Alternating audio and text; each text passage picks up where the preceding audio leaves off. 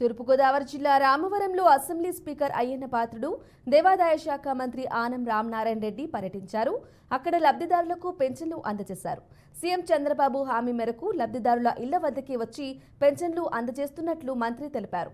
CM ఇచ్చిన ప్రతి హామీని అమలు చేస్తారని వెల్లడించారు.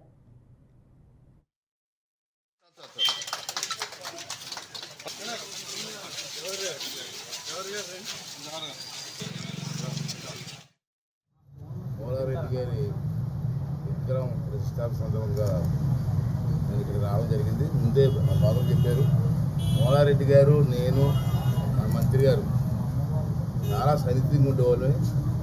ఆ రోజు ఎన్టీ రామారావు గారి టైంలో ప్రజాస్వామ్య పరిరక్షణ కోసం చెప్పి ఒక ఉద్యమం నడిచింది. ఆ ఉద్యమంలో మేము ముగ్గురం కూడా పాల్గొన్నాం. వాలంటీర్లు లేకపోతే సప్లై చేసే అవకాశమే లేదన్నారు. వాలంటీర్లు లేకపోతే సప్లై చేసే అవకాశం లేదన్నారు. అంటే 1.5 రోజులు కంప్లీట్ చేస్తాం.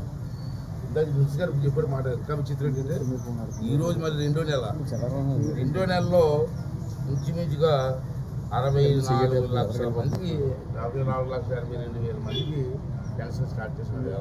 4,000 రూపాయలు మనిషికి. ఇప్పుడు టైం అయితే 9:30 అవుతుంది. 97% అయిపోయింది. మరి ఎవరు చేయలేరు, కష్టం అన్నారు కదా, చాలామంది విమర్శించారు కదా.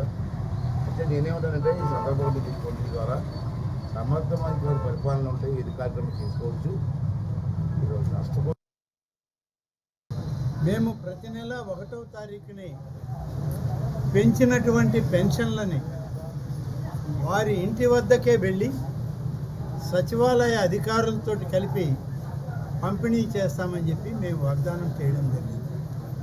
చెప్పిన వాగ్దానం మేరకు పెంచినటువంటి పెన్షన్లని ఈరోజు ఆగస్టు 1వ తేదీ మేము వచ్చినటువంటి 2వ మాసం ఈ 1వ తారీఖున ఈరోజు పెన్షన్ను పంపిణీ చేస్తూ ఉన్నాం. ముఖ్యమంత్రి గారి యొక్క ఆలోచన, ప్రతి నియోజకవర్గంలో పార్టీ నాయకులు, శాసనసభ్యులు, మంత్రులు అందరూ కూడా ఈ పెన్షన్లను పంపిణీ చేయడంలో ప్రత్యక్షంగా పాల్గొనాలని వారి ఆదేశం.